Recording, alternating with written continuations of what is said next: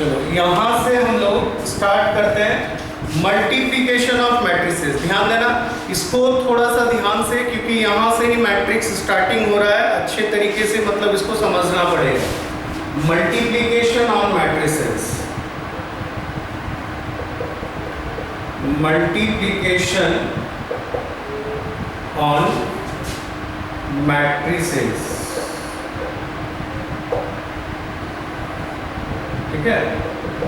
Multiplication on matrices, इसमें क्या करना है? सबसे पहले एक हम मैट्रिक्स ले लेते हैं। जैसे एक मैट्रिक्स है, दिया हुआ है Aij m/n, ठीक है। Aij m/n ऑर्डर का है, और दूसरा है B इक्वल्स टू, ये एक मैट्रिक्स है Bij और ये n इंटू n/p का है ना। ये तुम्हारा m/n ऑर्डर है और ये n/p ऑर्डर है। ध्यान देना। तो मल्टीप्लिकेशन क्या होता है ना, कि कोई भी दो मैट्रिसेस का यदि ऑर्डर सेम है, ठीक है, कोई भी दो मैट्रिसेस का यदि ऑर्डर सेम है तो ये इसका नेसेसरी कंडीशंस नहीं होगा कि ये मल्टीप्लाई है, ऑर्डर सेम है। जैसे मान लेते हैं यहाँ पर तुम्हारा एक है 2/2 और दूसरा 2/2, तो इसमें नेसेसिटी कंडीशंस नहीं हुआ। इसका कंडीशन हो गया कि मैं, जैसे हम क्या बोले कि एडिशन और सब्ट्रैक्शन में, एडिशन और सब्ट्रैक्शन में दोनों को यदि हम लोग ऐड करेंगे तो ऐड करने के लिए दोनों का ऑर्डर सेम होना चाहिए, सब्ट्रैक्शंस में भी दोनों का ऑर्डर सेम होना चाहिए। लेकिन यहाँ जो कंडीशन है उसको ध्यान देना। पहले इफ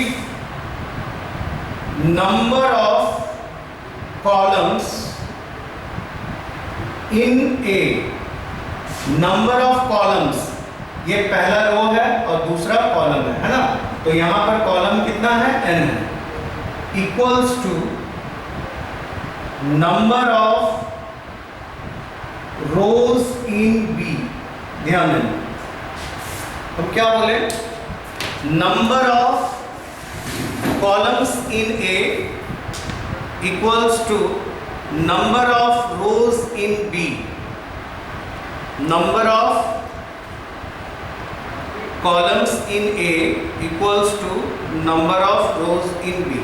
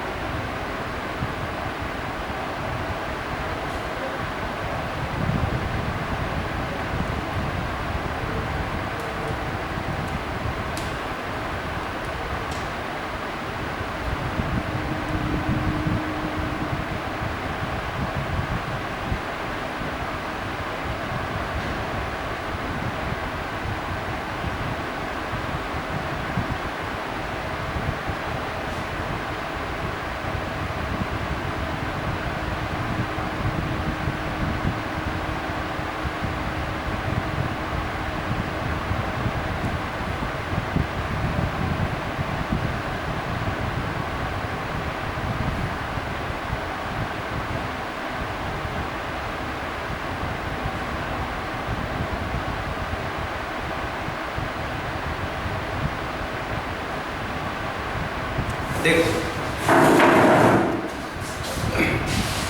कभी भी दो मैट्रिसेस के बीच में हम लोग मल्टीप्लिकेशन तभी कर सकते हैं if number of columns in A equals to number of rows in B. मतलब फर्स्ट का कॉलम, इसका कॉलम इसके रो के बराबर होना चाहिए, ठीक है, इसका कॉलम इसके रो के बराबर होना चाहिए। तो देन हम बोलेंगे देन ए बी एग्जिस्ट करेगा, ए बी एग्जिस्ट, है ना, ए बी एग्जिस्ट करेगा and A B will be, ध्यान देना, ए बी विल बी मतलब ए बी जो होगा वो किस ऑर्डर का होगा, तो जैसे यहां पर है m बाई n, ठीक है, और दूसरा क्या है, तो ये है तुम्हारा n बाई p, तो दोनों में n खत्म, तो बचा क्या, m और p, मतलब जो नया मैट्रिक्स बनेगा वो कौन सा ऑर्डर का बनेगा, तो m बाई p ऑर्डर का बनेगा।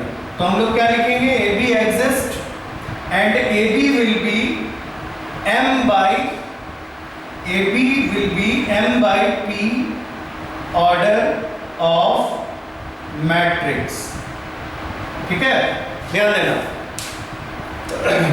कोई भी दो मैट्रिसेस के बीच में हम लोग मल्टीप्लिकेशन तभी कर सकते हैं, पहला का कॉलम दूसरे के रो के बराबर होना चाहिए।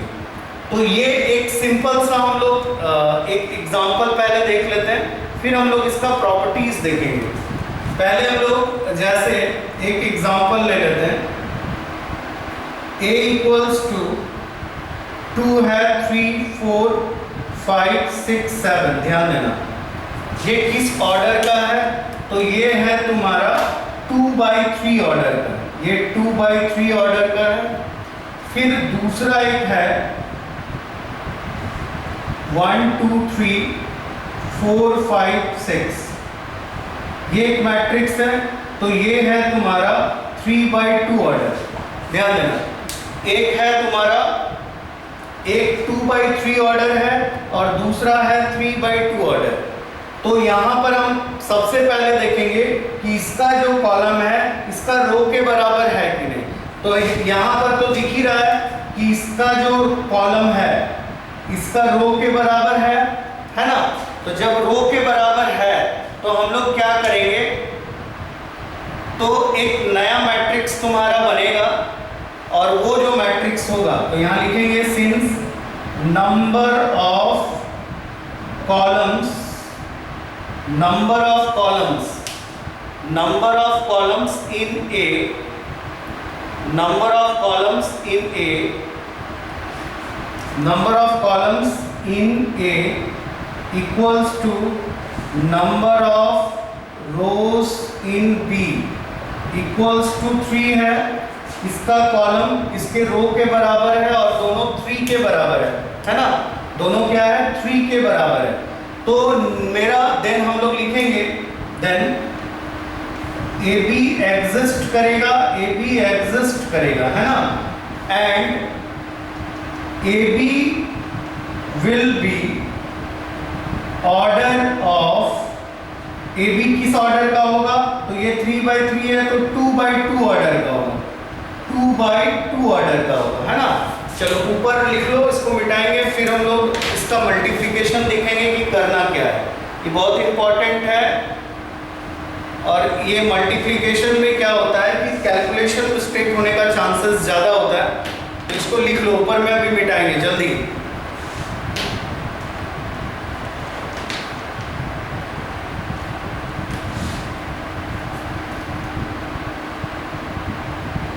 पहला का रो दूसरे के कॉलम के बराबर होना चाहिए, ये पहला का कॉलम दूसरे के रो के बराबर होना चाहिए। यदि पहला का कॉलम दूसरे के रो के बराबर है तो इसका कॉलम और इसका रो को हटा के बचा के 2 और ये 2, मतलब जो नया मैट्रिक्स बनेगा तो वो जो मैट्रिक्स बनेगा वो बनेगा 2/2 ऑर्डर का मैट्रिक्स बनेगा। और मैट्रिक्स को हम लोग लिखेंगे कैसे वो ध्यान देना। देखो हम लोग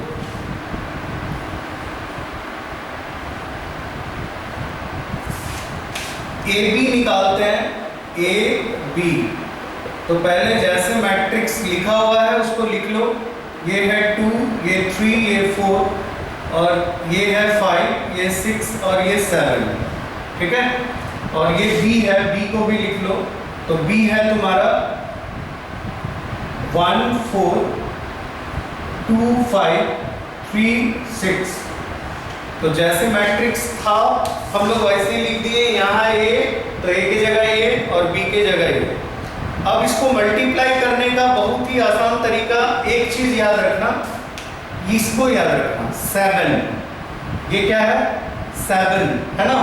तो 7 कैसे, तो देखो पहला रो पहला कॉलम, ये 7 टाइप का हो रहा है, देखो ऐसे फिर ऐसे, तो 7 याद रहेगा, फिर इसको लेंगे तो इसको, फिर इसको, तो ये भी 7 टाइप का, तो इसको याद रखना, पहला रो पहला कॉलम, ध्यान देना।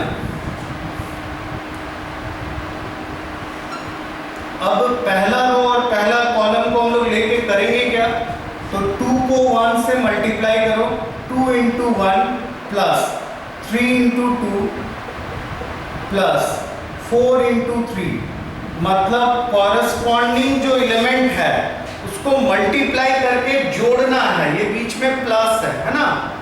अब देखो पहला रो का काम कर रहे हैं हम लोग, पहला रो पहला कॉलम, फिर पहला रो दूसरा कॉलम, और रो हम लिए हैं ना, तो लिखेंगे रो में पहला फिर दूसरा, तो पहला रो दूसरा column, 2 into 4 plus 3 into 4 plus 4 into 6,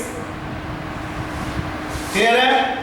क्या किए, पहला रो पहला कॉलम, तो 2 इंटू 1 देखो, 3 इंटू 2 देखो, 4 इंटू 3 देखो, फिर पहला रो दूसरा कॉलम, तो 2 इंटू 4, 3 इंटू 5, 3 इंटू यहाँ 5 होगा,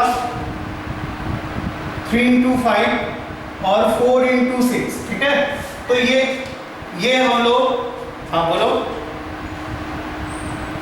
देखो अब ये फर्स्ट रो का काम हम लोग कर लिए, अब सेकंड रो ले रहे हैं, तो सेकंड रो में देखो 5 6 7 है, तो 5 into 1 plus 6 into 2 plus 7 into 3, ठीक है।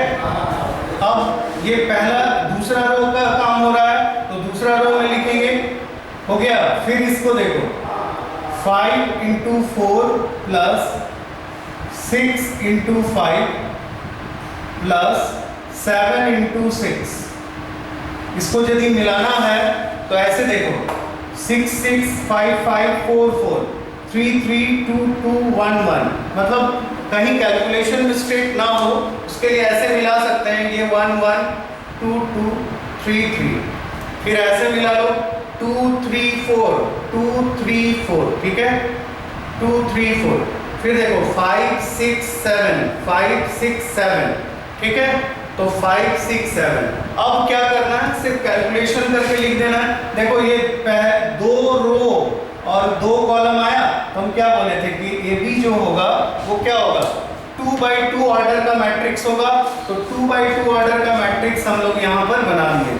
अब कैलकुलेशन करके इसको लिख लो, 2 3 दूनी 6 2 8 और 12, 8 और 12 हो गया 20, यहाँ देखो 5 दिया 15 15 8 और ये 6 चौके 24, तो 5 और 4 9 9 8 17 का 7, अब मेरा 1 2 1 3 1 4 47 हो गया, ठीक है।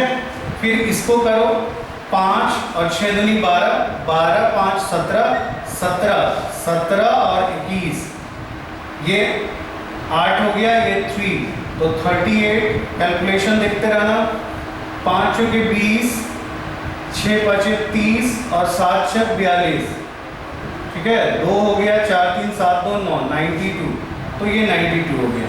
तो इस तरह से हम लोग मल्टीप्लिकेशन कर सकते हैं, कोई भी दो मैट्रिक्स को हम लोग ऐसे मल्टीप्लाई करेंगे, याद रखना 7 पहला रो पहला कॉलम, पहला रो दूसरा कॉलम, ठीक है। मैंने रो का पहला काम कर लिए दोनों के साथ, यदि यहाँ 3 होता तो हम लोग पहला रो पहला कॉलम, पहला रो दूसरा कॉलम, पहला रो तीसरा कॉलम ऐसे करते, ठीक है, और लिखते ऐसे ऐसे ऐसे। फिर यहाँ पर देखो दूसरा रो पहला कॉलम, फिर दूसरा रो दूसरा कॉलम, रो का काम कर रहे हैं तो लिख रहे हैं रो में, है ना। चलो इसको नोट कर लो जल्दी, इसके बाद हम लोग इसका प्रॉपर्टीज में आएंगे और एक एक्सरसाइज इसके बाद तुम लोगों का बन जाएगा, मल्टीप्लिकेशन से रिलेटेड एक्सरसाइज बनेगा और इसके बाद है ट्रांसपोज, ट्रांसपोज के बाद सिमेट्रिक, स्क्यू सिमेट्रिक, फिर जो मैट्रिक्स नॉर्मल मैट्रिक्स ये तुम्हारा खत्म हो जाएगा। उसके बाद हम लोग मैट्रिक्स के जस्ट बाद आता है डिटर्मिनेंट्स, डिटर्मिनेंट्स के बाद फिर मैट्रिक्स हम लोग करेंगे। तो मैट्रिक्स के बाद डिटर्मिनेंट, डिटर्मिनेंट के बाद फिर मैट्रिक्स, क्योंकि जो बाद वाला मैट्रिक्स है उसमें डिटर्मिनेंट का यूज है, इसलिए डिटर्मिनेंट पहले दे दिया है। ठीक है, इसको लिख लो। और अब हम लोग आते हैं प्रॉपर्टीज ऑफ मैट्रिक्स मल्टीप्लिकेशन। ये मल्टीप्लिकेशन क्लियर हो गया?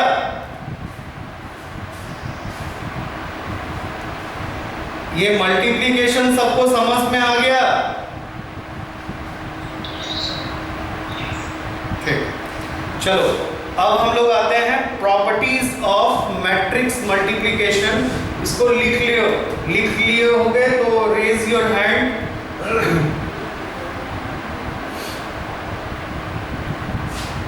हो गया, चलो मिटा देते हैं। अब हम लोग आते हैं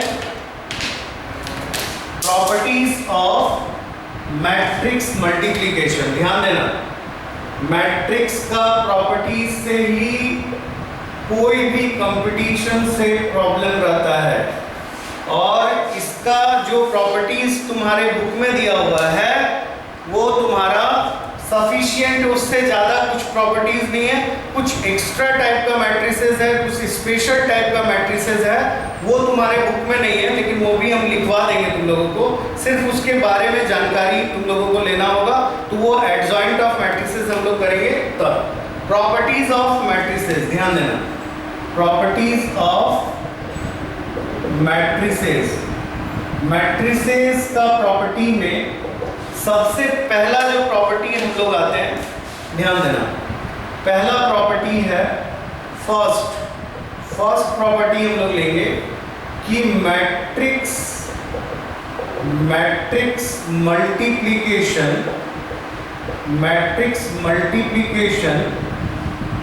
ठीक है, इज नॉट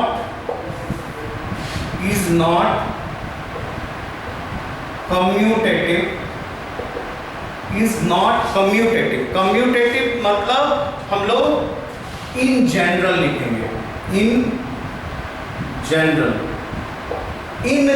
मतलब होता है प्रायः मतलब कभी हो भी सकता है लेकिन हमेशा नहीं होगा। याद रखना, matrix multiplication is not commutative in general मतलब क्या होता है, कभी हो भी सकता है लेकिन हमेशा नहीं होगा, है ना। तो जो हमेशा नहीं होगा तो उसको हम लोग इसीलिए इन जनरल लिखते हैं। ठीक है, मतलब वो तो कम्यूटेटिव होगा नहीं, क्योंकि यदि कम्यूटेटिव है तो वो हमेशा के लिए होना चाहिए, तो कम्यूटेटिव होगा। तो कम्यूटेटिव में मतलब क्या होता है कि AB जो होगा वो does not equals to BA होगा। AB जो होगा वो does not equals to BA, मतलब AB BA के बराबर नहीं होगा। ठीक है, इन जनरल। लेकिन एक कंडीशन ऐसा है जिसमें AB BA के बराबर होगा, लेकिन वो क्या होगा, तो ये B जो है A का इनवर्स मैट्रिक्स होना चाहिए। वो आगे हम लोग करेंगे, है ना, वो एक ही केस है, उस केस में ये तुम्हारे AB और BA बराबर होगा। Matrix multiplication is not commutative in general. हो गया। अब देखो दूसरा हम लोग प्रॉपर्टी आते हैं matrix multiplication. Matrix multiplication is distributive. ठीक है, मतलब क्या होगा कि जैसे ध्यान देना, ये A है, यहाँ B है और यहाँ C है, तो हम लोग इसको AB और फिर प्लस AC लिख सकते हैं। बट यहाँ पर एक चीज़ ध्यान देना, जैसे कहीं पर लिखा हुआ है कि 2 और ये x प्लस वाई, यदि हम लोग अलजेब्रा ले लेते हैं तो 2x को हम लोग x2 भी लिख सकते हैं। ठीक है, और 2y को हम लोग y2 भी लिख सकते हैं। ये का मतलब तो वही है, 2x लिखो या x2 लिखो, बात तो बराबर है। तो यहाँ पर लेकिन ये चीज़ नहीं होगा, कभी भी याद रखना ये जिस ऑर्डर में है उसी ऑर्डर में होना चाहिए। ए फिर बी और सी है, ए बी के साथ फिर ए सी के साथ। ये नहीं कि ए बी लिखे तो इसको बी ए नहीं लिख सकते, यहाँ पर ए सी है तो इसको सी ए नहीं लिख सकते, ये ध्यान देना। और एक चीज ध्यान देना कि यहाँ लिखेंगे कि whenever AB and AC exist, मतलब ये एग्जिस्ट होगा तभी ना हम लोग करेंगे। यदि एग्जिस्ट ही नहीं होगा तो फिर इस रूल का कोई फॉलो करने का कोई मतलब ही नहीं है। एग्जिस्ट होना चाहिए, मतलब इसमें भी मैट्रिक्स मल्टीप्लिकेशन, मतलब बी का पहला ए है ना, तो ए का कॉलम बी के रो के बराबर होना चाहिए, फिर इसमें भी ए का कॉलम बी सी के रो के बराबर होना चाहिए। तो ये जो है ये तुम्हारा एग्जिस्ट होना चाहिए, तो ही ये हम लोग कर सकते हैं। अब मान लेते हैं कहीं पर ऐसा दिया हुआ, ध्यान देना, ये b प्लस सी इंटू ए है, तो इसको भी हम लोग मल्टीप्लाई कर सकते हैं। लेकिन यहाँ पर क्या होगा, ये a है यहाँ b है, तो ये b a होगा प्लस ये हो जाएगा सी ए, मतलब इधर से हो रहा है ना, ये इधर से नहीं है, ये इस साइड से है, तो बी ए फिर सी ए है ना। यहां पर भी क्या होगा कि whenever a b a and c a exist होना चाहिए, मतलब ये एग्जिस्ट करेगा तो ही ये मल्टीप्लिकेशन हम लोग कर सकते हैं। तो ये दो हम लोग प्रॉपर्टीज देखें। अब तीसरा लिखो,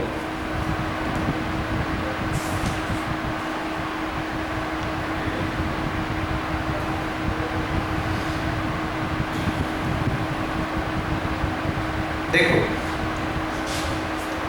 ऊपर मिटा दे,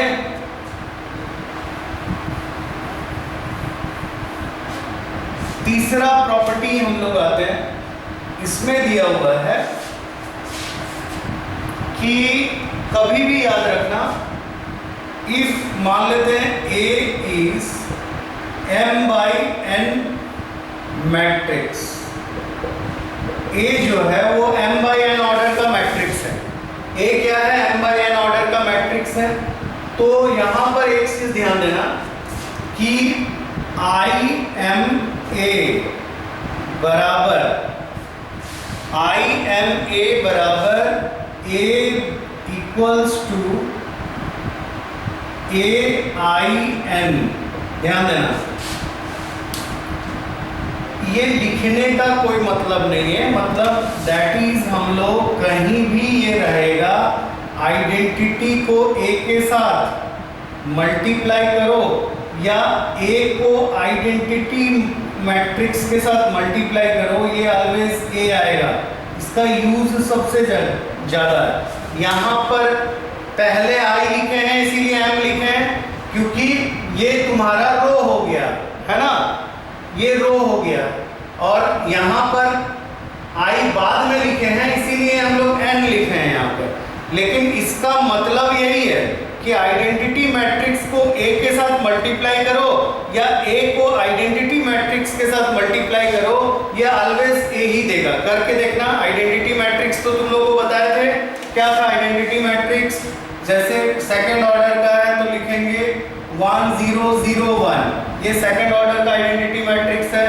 यदि थर्ड ऑर्डर का है तो हम लोग लिखते हैं 1 0 0 0 1 0 0 0 1, तो ये थर्ड ऑर्डर का हो गया। ठीक, तो ये तुम्हारा मैट्रिक्स मल्टीप्लिकेशन जो है वो हम लोग कभी भी आइडेंटिटी मैट्रिक्स के साथ यदि किसी मैट्रिक्स को मल्टीप्लाई करते हैं या उस मैट्रिक्स को आइडेंटिटी मैट्रिक्स के साथ मल्टीप्लाई करते हैं तो वो ऑलवेज वही मैट्रिक्स दे देगा, है ना। चलो देखो, यहां पर ये लिखने का मतलब ये है ना, ये लिखने का मतलब ये है कि ऑर्डर भी तो मायने रखता है। जैसे ऑर्डर मान लेते हैं, तुम्हारा A जो मैट्रिक्स है वो तुम्हारा दिया हुआ है 3/3 ऑर्डर है, ध्यान देना, ये 3/3 ऑर्डर है, और I तुम्हारा है 2/2, तो अब तो ये दोनों मल्टीप्लाई ही नहीं होगा, ये दोनों मल्टीप्लाई होगा नहीं होगा। तो हम लोगों को इसीलिए यहाँ पर M लिखे, यहाँ N लिखे, मतलब क्या हुआ कि ये मल्टीप्लिकेशन भी एग्जिस्ट होना चाहिए। यदि मल्टीप्लिकेशन एग्जिस्ट है तो इसका मतलब है कि तभी हम लोग ये प्रॉपर्टी एप्लीकेबल होगा, है ना। लिखो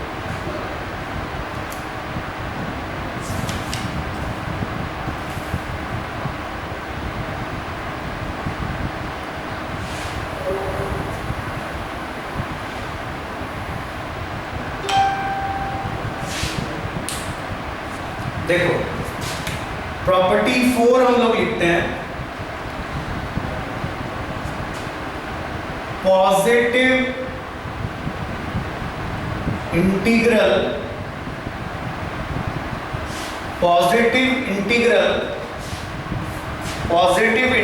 powers of a square matrix, ध्यान देना, ऑफ अ स्क्वायर मैट्रिक्स। यहां पर एक वर्ड लिखे हैं स्क्वायर मैट्रिक्स, मतलब अभी जो रूल हम लिखेंगे ये सिर्फ स्क्वायर मैट्रिक्स के लिए एप्लीकेबल है ना। ये अभी जो रूल लिखेंगे ये सिर्फ स्क्वायर मैट्रिक्स के लिए एप्लीकेबल है। जैसे मान लेते हैं कहीं पर लिखा हुआ है a का पावर 1 मतलब a हो गया, ध्यान देना, a का स्क्वायर मतलब a इंटू a का क्यूब मतलब a का स्क्वायर इंटू a, ठीक है। मतलब क्या हुआ, यहाँ पर एक चीज ध्यान देना कि a का पावर यदि n+1 है तो a का पावर n इंटू a का पावर 1 लिख सकते हैं। बस यहाँ पर एक शर्त क्या है कि n नेचुरल नंबर होना चाहिए, क्योंकि n नेचुरल होगा तो ही ये होगा, और दूसरा a जो है वो स्क्वायर मैट्रिक्स होना चाहिए, ठीक है। तो इस तरह से हम लोग कर सकते हैं, लेकिन कंडीशन यहाँ पर अप्लाई हो गया। पहला कि जो मैट्रिक्स दिया हुआ है वो स्क्वायर मैट्रिक्स होना चाहिए, और दूसरा जो इसका पावर में हम n दिए वो n कोई भी नेचुरल नंबर होगा, ना तो वो इंटीजर्स होगा और ना ही वो रियल नंबर्स होगा, नेचुरल नंबर होना चाहिए। लिख लो इसको जल्दी।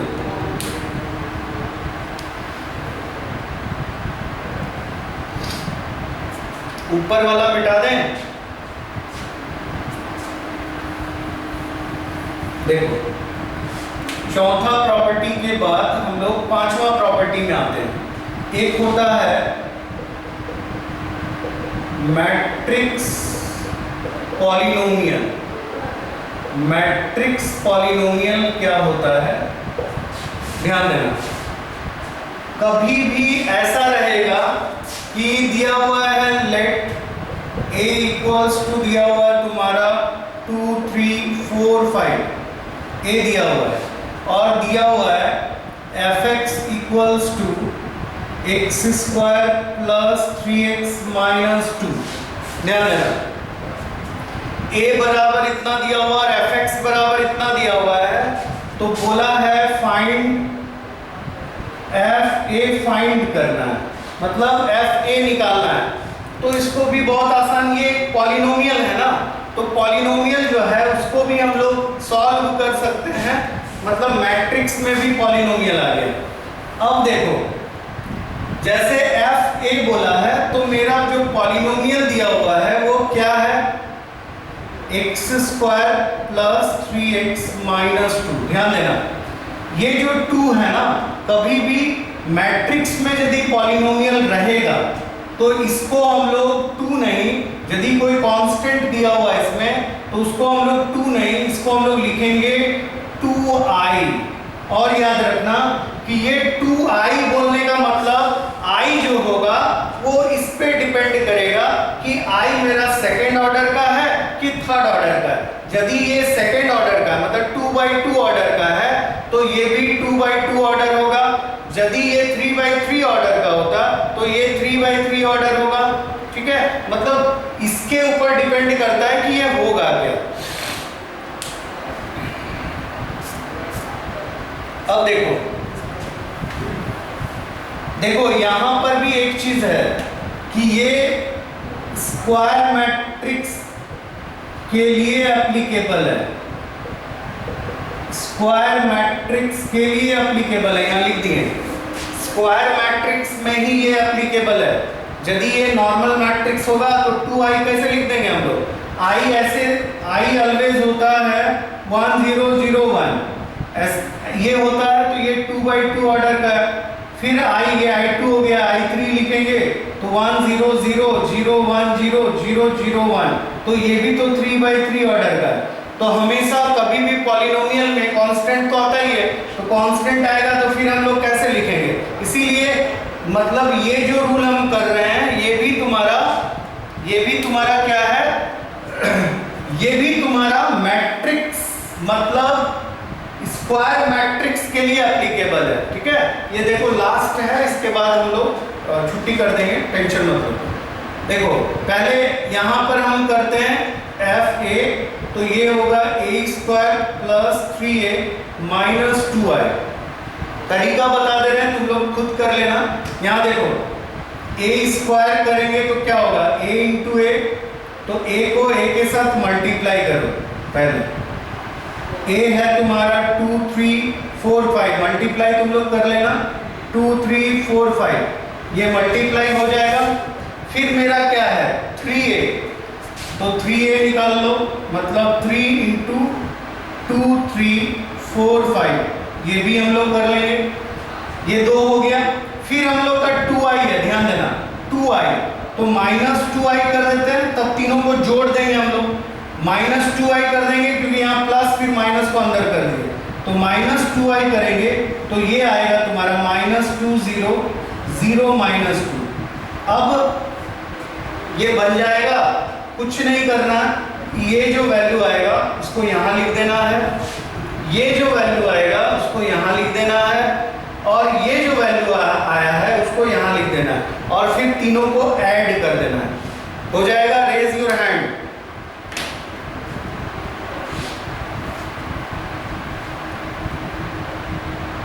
हो जाएगा, चलो चलो लॉकडाउन 4 का मजा लो तुम लोग भी, है ना। तो आज अभी